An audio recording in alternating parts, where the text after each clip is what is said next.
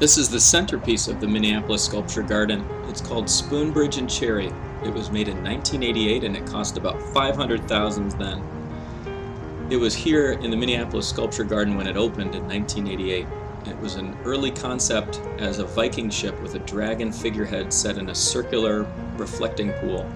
But the Star Tribune, which is the main magazine and newspaper at the time, described it as being quickly abandoned as an idea. So they came up with this one. Klaus Oldenburg was its creator, and he wanted to make a piece that depicted a spoon atop a mass of chocolate when he thought of the idea in 1962. It was actually made in both Boothville, Maine and Bristol, Rhode Island between 1987 and 1988, and it was put together with 2 cranes. Interestingly, the Sculpture Garden had an opening ceremony on September 9th of that year in 1988, and it featured a band of spoon players. It was entirely spray painted in 1995, but it was so big it took 48 hours. The cherry portion of this piece alone weighs 1,199 pounds, and the spoon weighs 5,800 pounds. It's 30 feet tall, 52 feet long, and straddles a small pond. This one's called Empire. It's by Eva Rothschild, made in 2011. It's made of steel and paint, and she uses geometric forms and industrial materials in most of her works. This is a mammoth archway, and it meets the ground at 10 different points, making us look at the sculpture from a lot of different angles. She likes to think that each of these are legs or branches. The title Empire suggests a great power and its vast reach enabled by its canopy-like silhouette. This is one of many works made by one of the younger members of the Minneapolis Sculpture Garden community. Can you imagine this sculpture's name is Love? It was made in 1966 by Robert Indiana, and it's his most symbolic piece. He was born in 1928 and made a lot of sculptures that also said the words eat and die, and made this one obviously that says love, so words like that. He loved to stack letters in a grid and assembled them in an interesting way.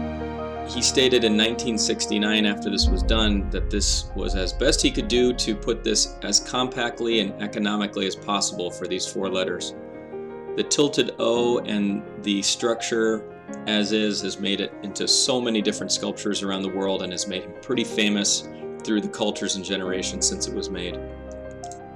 Look how huge this rooster is. Katharina Fritsch made this Hancock piece of artwork in 2013. It's a 25-foot tall blue rooster, and it's both lifelike and completely unreal, of course. It's made out of resin, steel, paint, fiberglass, you name it. She said that this helps play games with language, so she kind of named it in a funny way, Hancock.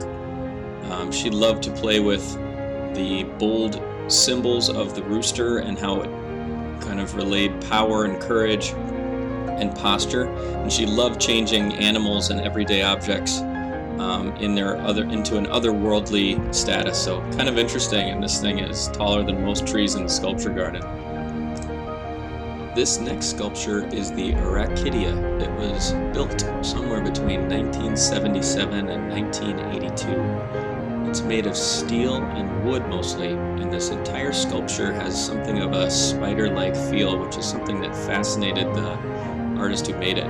His name was Mark de Souvero, and he was actually born in 1933 in China. He was, as I mentioned, fascinated by spiders and named this piece after the Erected. He loved its complexity and 3-dimensional structure. He was drawn apparently to sculptures that had non-art materials like old tires, scrap metal, and steel girders. And he put a wooden swing inside this metal sculpture so that it could add a playful nature and have us interact with the sculpture better.